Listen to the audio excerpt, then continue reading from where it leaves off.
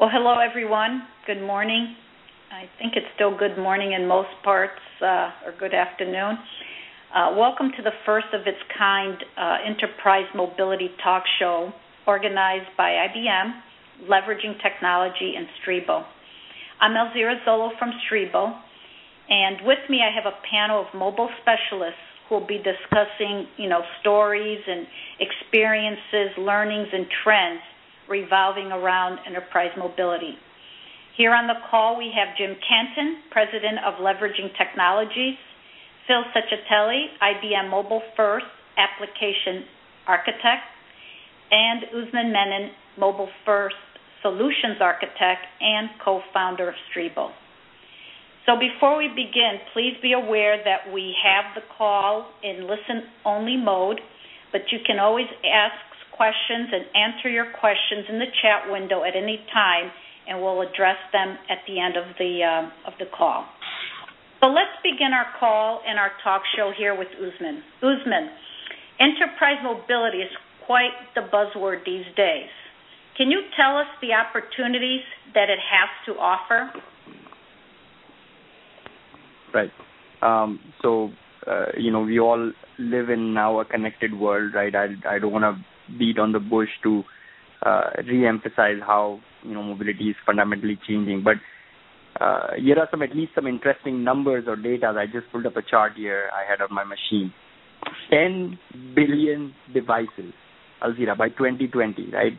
To our audience, we want to highlight that, how mind-boggling this number would be. And the opportunity it represents, right, for the business, for the outreach, for the breakthrough technologies that we can do. So one part is the connected device, and the second part is all the new technology that is packed in these smart devices, the camera, the barcodes, the GPS, and the way these technologies can impact the enterprise, right? Let me pull up one more chart here. What is interesting, again, about this infographic is how in the enterprise this has been reversed, right? So if you look at earlier technologies, mainframe, if you look at desktops, it first came to the organizations, it first came to the enterprise, and then, the mainstream, the consumers started adopting it. That's how the PC revolution happened. But in smart devices, it was the other way around. It first came to the consumer. All my customers, all my partners, all my employees now are carrying a smart device, and now within an enterprise, my colleagues, my CIO colleagues, or my friends in IT are now trying to figure out how can I leverage this within my enterprise. So unlike the earlier technology waves, the unique thing about this wave is that, it is consumer driven. But no questions asked, right? This is fundamentally changing the way enterprises are operating. So very exciting. But really, can you give us some examples of how these companies are leveraging mobility in creative ways? So some amazing stories come to mind. As you know, Streebo is leveraging technology, and Streebo offer a variety of mobile solutions, and we are working with some of the largest banks, some of the largest insurance companies, financial services companies across the world. And just like any technology adoption that we all have been part of before, the mainframes, the desktop, the internet, depending on what generation, this is no different. There is a bell curve. There are these, early adopters that came in, which these guys are working at level 4 and 5. But also, some of our customers are still on level 1. They're simply exposing their email onto their smart devices, their contacts, their calendars, their, basic communication. And then there is this big kind of in the center where a lot of our customers are level 2, level 3, right? When leveraging technologies and Streebo, we go out, talk to customers, we are seeing that they're trying to expose their content, their data, their processes. But what is most inspiring is what some of these leading players are doing, right? We see companies in Asia, doing 70 to 80% of their financial transactions on smartphones. We see telecom players, other than banks, right? Telecom players, hardware manufacturers like Apple getting into the whole payment business. We see North American insurance companies putting in devices, to better assess the driving habits of their consumers, and that is what is driving the premium or helping them lower the premium what they offer to the customers. We are working with a large Japanese pharmaceutical company in, and their research arm in California, in San Francisco, where we are developing immersive, where, the pharma company is developing immersive medication, and they have these chips that go into these medication, and that in turn communicate with the mobile app, and then, it helps these pharma companies in clinical trials. It is helping them to ensure that medication is being truly delivered, by senior citizens, by mentally health challenged patients. So every time I look at this new use case, I'm like, wow, the possibilities are amazing. How mobile technology can impact your business, both in terms of outreach, both in terms of cost savings, efficiency, and so on and so forth. Very interesting. Let me turn to Jim. Jim, we talked some about these opportunities, but enterprise mobility, I think, surely brings many more challenges along with it, too. How do you advise your customers so they realize the full potential? Thanks, Elzira. The slide here is meant to capture some of the challenges. We've talked about the opportunities. Usman highlighted different industries, what they're doing. But whenever you talk to the enterprise, there's going to be some challenges there. If we look at the way this slide evolves is we're going to talk first about systems of engagement, which is really that user experience side of the equation. And, if those of us in IT read about the challenges, certainly one of the big ones is time to market. The sponsors of these activities are often marketing groups that are reaching out for new purposes, and the fear is that the IT component of the solution, often in the back end, is not going to be able to be brought online in a timely manner. So what we're talking about is how do we address some of these types of challenges. There's some other fundamental challenges around architecture, as you can see here. Is it going to be a web app, a hybrid app? We're going to write it in the native OS. Over on the right-hand side, teamwork. Industrializing these apps so that they're maintainable and cost-effective. And then basically, these have to be integrated into the overall software development lifecycle. So, you've got this broad set of challenges and even fears. To Elzira's question, how do we approach this? In my mind, we need to simplify the whole thing. There needs to be an approach that addresses what these challenges are really telling us. So there's definitely some process challenges here, things like teamwork, software development lifecycle, requirements. Those are really process questions that are not unique to mobile. They're the same challenges we face in any type of application. So no surprise, there's no silver bullet to any of this, and there is blocking and tackling types of work that needs to be done. Often people face challenges, but there is a way to approach this. In the process space, having a methodology, an approach, experience in having done this, those make a big difference. The other, besides process, architecture is the other thing. Any enterprise needs to get out ahead of the kinds of questions that will come up here. The web versus hybrid versus native. That should already be decided. It's not when the first app comes along that we start to have these discussions. So, again, like I said, no surprise, this is what architecture is intended for, and this is why we look at things from a process standpoint. So, these user interface related challenges, that's only part of the picture, though. So if we go below the line here, sort of underground, we have this other concept, the systems of record, which within an enterprise app need to be part of the equation. The challenges that are highlighted in this slide, things like operational challenges, security challenges, connecting to back-end systems. Again, let's talk about architecture. Let's talk about process. Let's look at how some of these challenges have been solved previously in the enterprise, and get out ahead of these. If you don't face these challenges head on, if you ignore them and think that mobile development is something different, you're seriously going to walk into issues.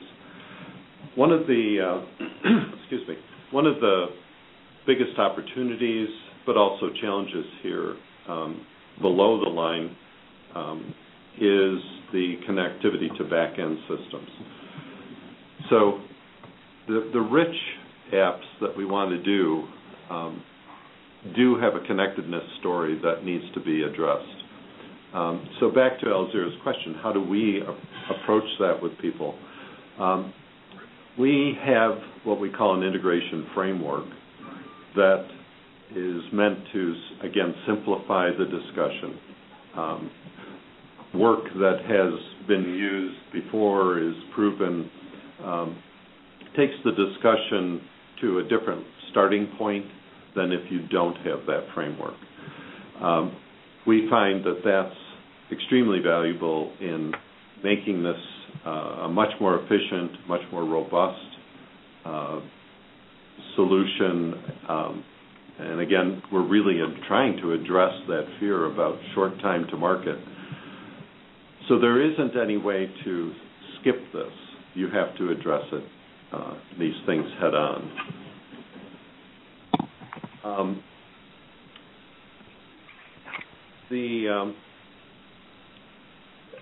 When we look at the way IBM's addressing this, there is a reason why IBM's experience last year with MobileFirst yielded a 300% increase in sales. That's because these things have come to the forefront. I keep thinking back to about 15 years ago when people were first putting browsers on the front of operational systems, or wishing to. There were a lot of creative ways of doing that, and at first they weren't particularly robust. They didn't perform well. In many ways, but really amplified, we have the same thing going on. Your earlier experimenters did things a certain way. Well, now that we're really integrating them, we need to step up and put the right architecture, the right process in place. So it's a bit of deja vu all over again, but on the other hand, the significance of it is greater than it was with that earlier experience. And the next Jim, slides. I think you're right on, and this was very insightful. Building a slick, nice user interface for a mobile app is just the beginning. It's just the start. And a lot goes into rolling out mobile enterprise solutions with, the back-end operations, the integration issues that you so clearly pointed out. A question for Usman. Usman, security is often cited as the number one concern for our CIOs. Can you help us dig deeper on that subject? What is your advice to the people here on this call who may have infrastructure already in place, including, these beautiful secure data centers? Is mobile security really any different?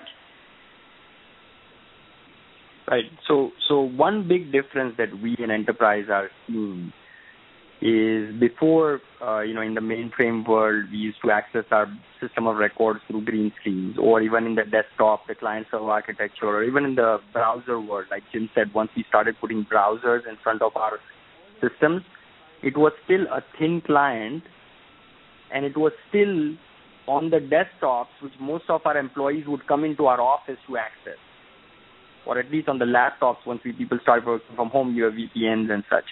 Now, we have people coming in with their personal devices, not necessarily bought by the enterprise, especially with the BYOD, coming into work and trying to access our system of records. And remember, the whole mobile app phenomena is more, client-server architecture. So there's a lot of code that goes onto the device. So before we talk about security, let's look at the implications, right, of the connected world. I pulled up this slide that highlights some stories that we all read in the media every day, where some company systems got hacked, some number of credit cards got exposed. We go out on the App Store, and I've seen some of the largest companies in the world falter with their, early releases of the app, and then people give them negative ratings on the App Store, on social media. So that feedback is going to come back and hurt our brand. So security, one of the blueprints, one of our lessons learned as leveraging and Streebo rolled out these, hundreds of mobile apps, is that security cannot be an afterthought. Security cannot be thought of the same way as we have earlier thought in the desktop world. This time the threat is increased, right? There is more risk and there are more things at stake for our organization. So it has to be, something that has to be, thought early on. And that's why that Jim's chart about that tree is so relevant, that apps are simply not about user experience. That's only the tip of the iceberg. There are all these other things, push notification, integration, security. And the next chart will highlight, what our learnings has been. That is what we wanted to share with our audience today. That, security on a mobile device means securing the operating system of the client device, securing the application that is going to reside on that device, securing the communication of that app from the device to my server, making sure that is not spoofed, making sure that, I have server-side security built in, and then, my applications, behind my DMZ. So, hey, does this application have an encrypted offline if your app needs to support offline? How do I do direct updates? What happens if somebody, one of my employees loses the device, or one of my customer calls in and says, my device is broken or lost? Can I remotely disable that app? What kind of, do I have that two-factor authentication built in? What kind of server-side safeguards, right? What do I do with SSO as my, they reach from app A to app B? Those are the considerations you will have to take into factor if and when you roll out your mobile apps, especially on the security side. Now, again, you could sit there and code all of these things, or some of the things that we'll highlight, often these features are bundled into mobile platforms. And often it makes sense for us to roll out these solutions on the platform, and that's the approach leveraging Streebo and IBM have taken. Well, this is very interesting, Usman. You mentioned some issues pertaining specific to operating systems, and then issues pertaining to specifically the devices. And how true that is. Like in my days, our PCs, our desktop computers never left the office, and now our devices are always on the move and always on. So these were great insights on the whole topic of security. We have a platform, MobileFirst, that takes care of the security. We have the technology that allows the line of business to rapidly roll out the app. But now once the app is rolled out, we need to talk about testing. And I know, Phil, at IBM, you've dealt a lot in this space. So what's different about mobile app testing? Well, mobile app testing is very unique compared to previous, consumer-facing applications that ran on a desktop. Previously, you had, one major operating system was Windows, and then kind of Linux and Mac followed along with that, and in a few different browsers. But what's changed is you have many manufacturers. You only have three major operating systems, but you have many manufacturers of devices and screen sizes, and especially in the Android space, each device has its own screen resolution. So designing and building an application with functionality that can do provide the best user experience for your users is really pretty difficult now. And so quality assurance and app testing is really, really important. And one of the things MobileFirst with the Streebo attachments to MobileFirst does, it allows you to pull all that functionality and all of the systems into a development lifecycle. You build, you test, you deploy, you get your feedback from your users, and you're checking your logs and everything else, and you take the feedback that you're getting from your QA and your users and putting it back into new updates of the app. And you also have control functions within the platform to make sure that you have the ability to test and update the apps and control multiple versions of the app at the same time. And so you can force people to upgrade it without having, and if they don't upgrade, they can't use the back-end systems. So considering all of these aspects, what would you suggest would be the ideal characteristics a mobile app development platform should possess? Well, the ideal characteristics are really you have some sort of IDE where your developers can actually write the code, and it's a unified place for the project to exist. You have a runtime on a server, and you have secure connectivity built into the system to go from your client apps to your back-end systems. And MobileFirst platform does that, and does it in such a way as that it uses all open-source technology. In the slide that's up right now, you see these are the major components of the MobileFirst platform. You have the Studio, which is a plug-in-based, Eclipse-based plug-in that also includes a server. The runtime, you can generate and build your APK and files for your Android and your Windows and your mobile Android phones. You also have a console that allows you to track, how many devices have downloaded the app, which parts of the app are being used the most, collect logs, and also to see what is going on with your application. The connectivity the connectivity pieces are called adapters.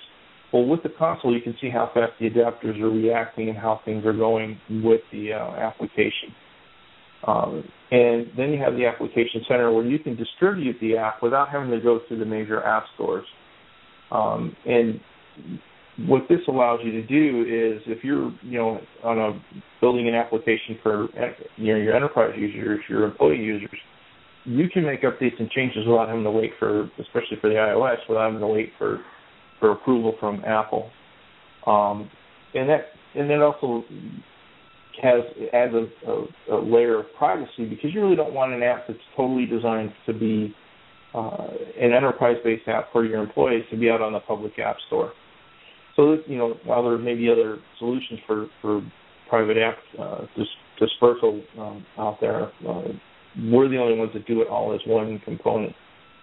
And then a couple of add-on components to the MobileFirst platform are application scanning, which, as your developers are writing the application, it goes through and tests and looks for vulnerabilities as they're writing it. So it points out that they haven't blocked out a password field, or they have plain text transmission of something that should be encrypted. The quality assurance component can be on premises for privacy, or built into the cloud within Bluemix. And the cloud and local piece is we allow you to use the cloud and components on-prem.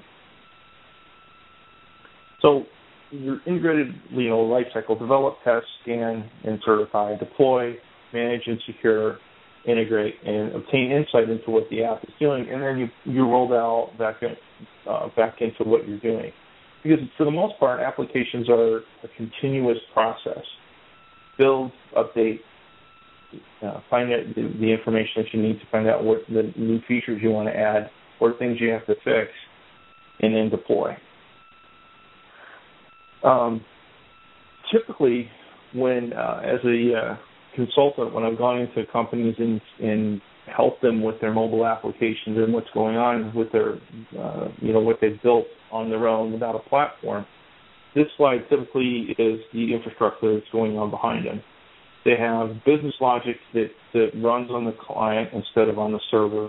They have multiple back-end systems that they're going to. Some of them are secure, some of them are unsecure, and a lot of the information, they have no control and no insight into what's really going on behind the scenes with the application. And they have no idea why something's not working without doing an awful lot of testing in the background, or having your developers spend an awful lot of time writing their own tools to do that.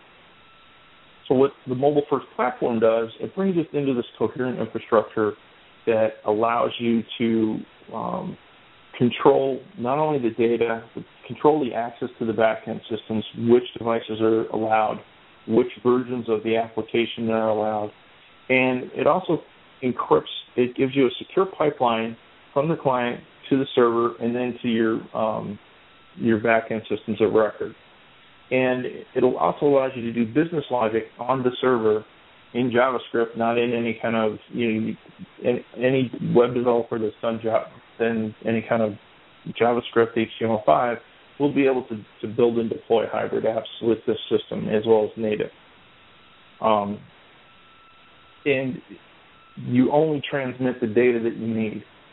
Your user experience, your user code, UI code is on the client, and you only transmit the data thereby keeping the amount of information that you're trying to push through a relatively small pipeline of a cellular data connection back and forth to the systems.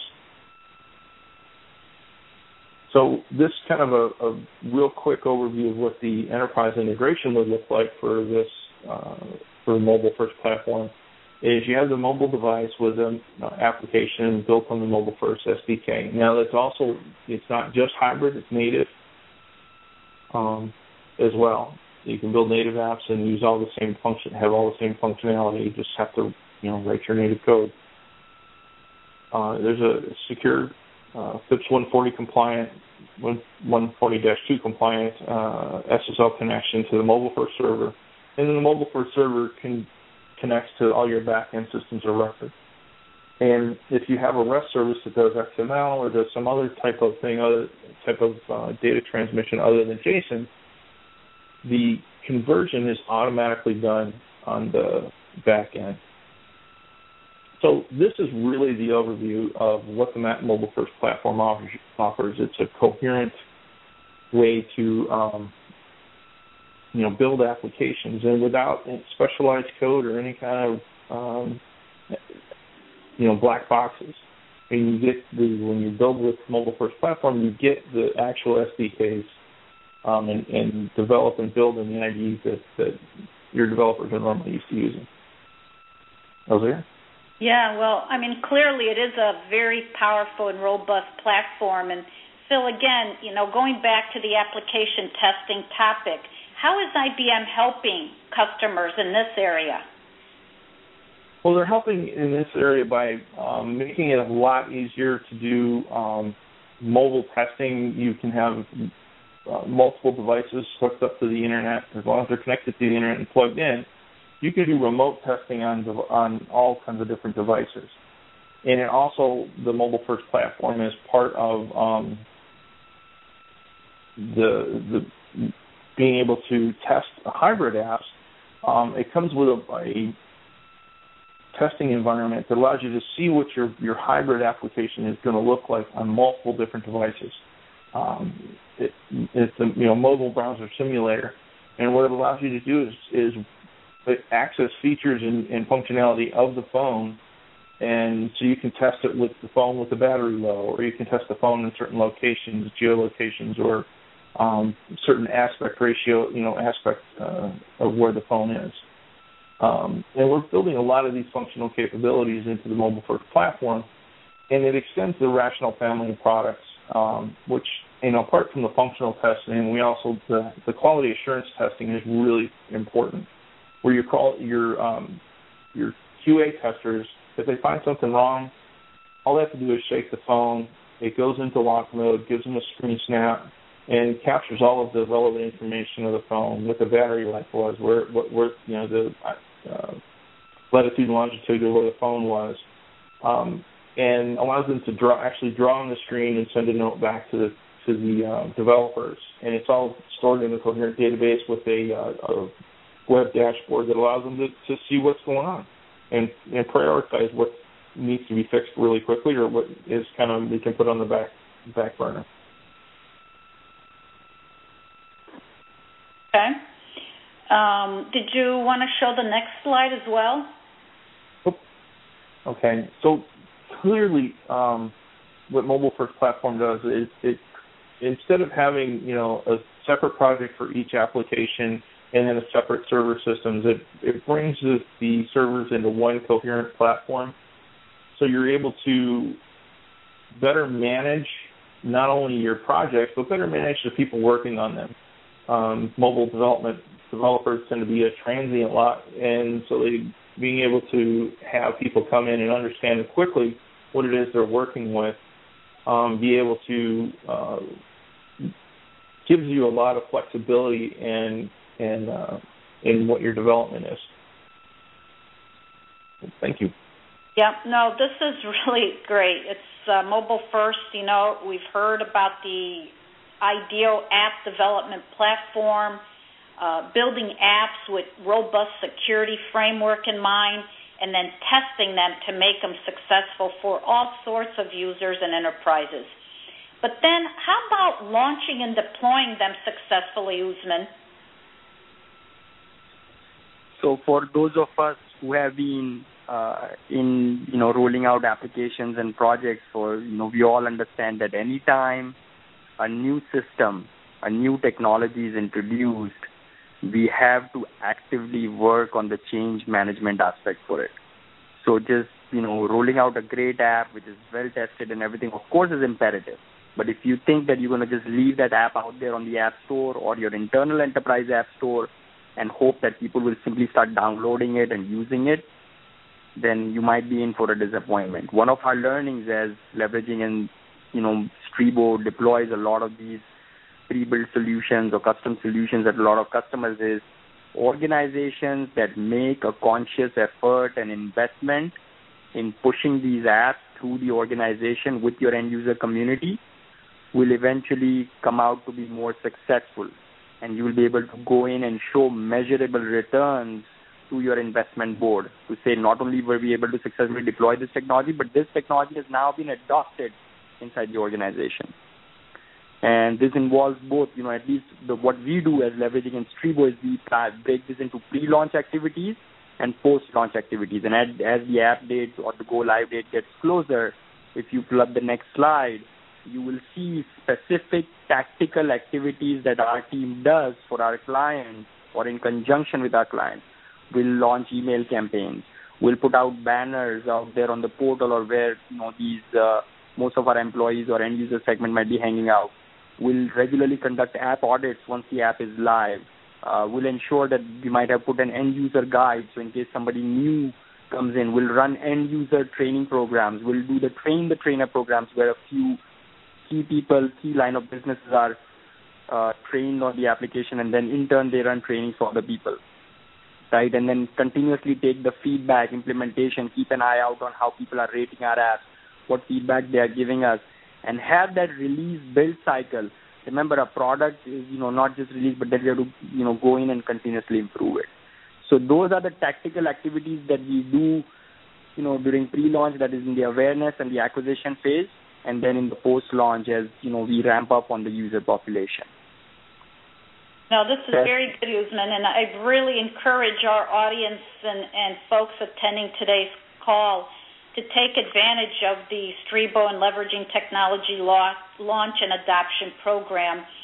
But, however, as much as the launch is important, wouldn't it be just as important to have continuous monitoring and measuring of the app success?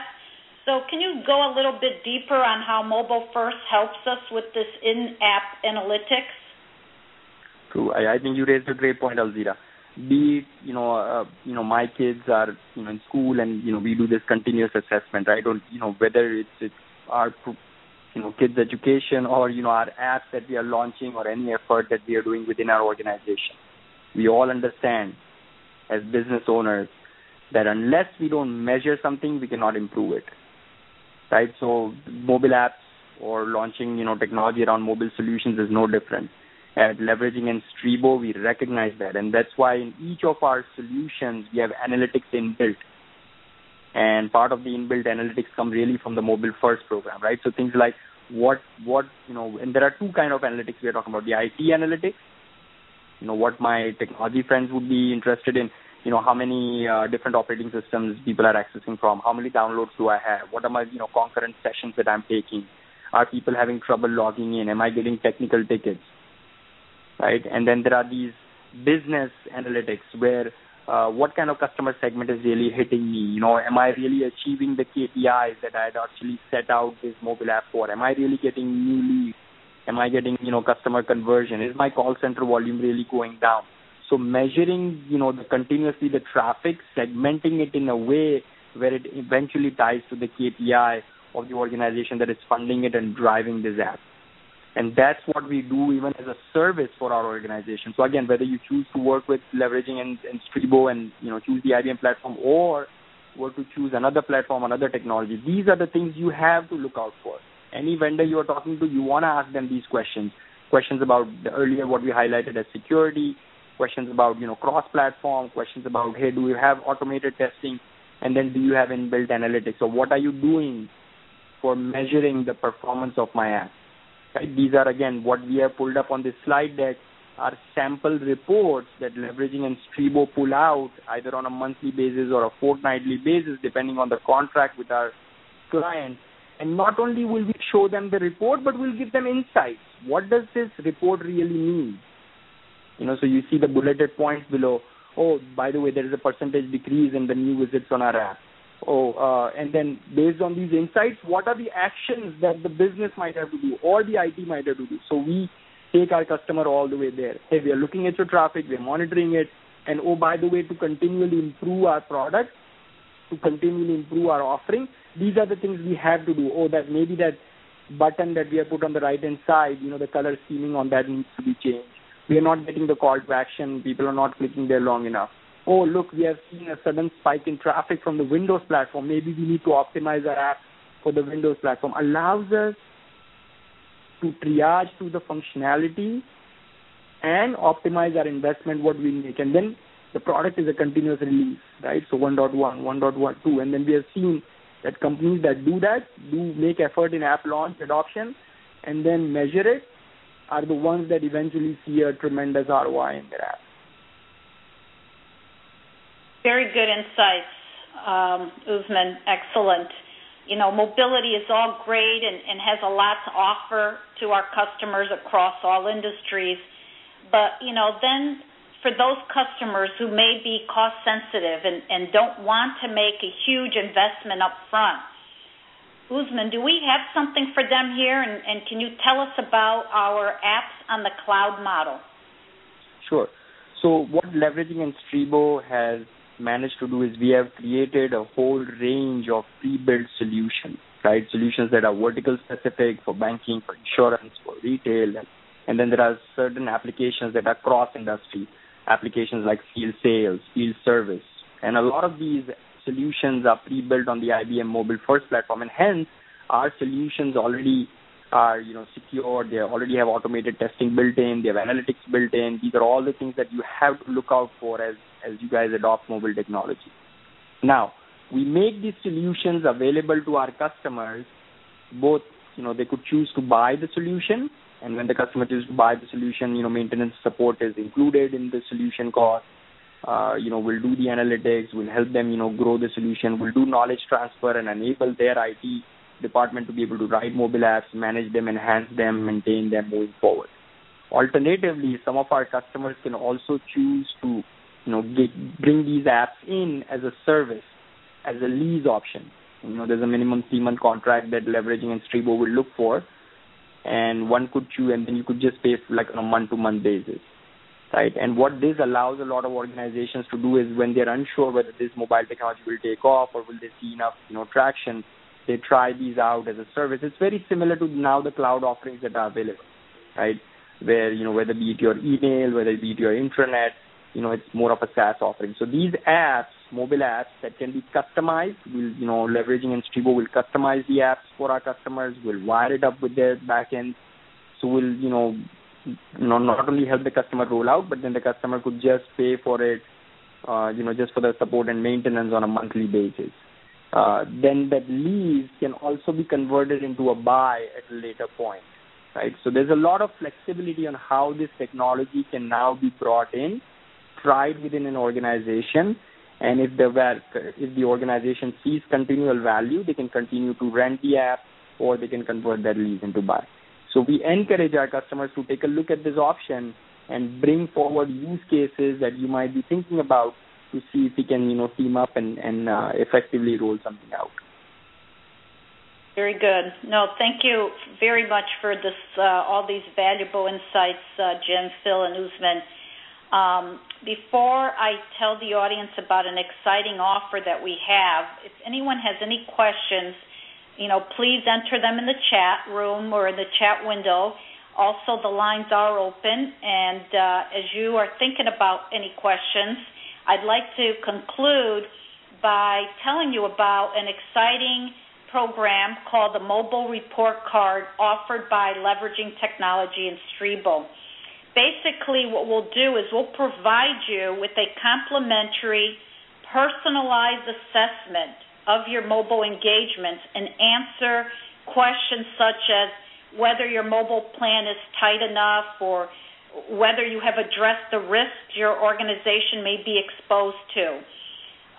This report card is going to give you a percentile score on how your organization rates against your competitors based on various parameters such as, innovation, adoption, risks, etc.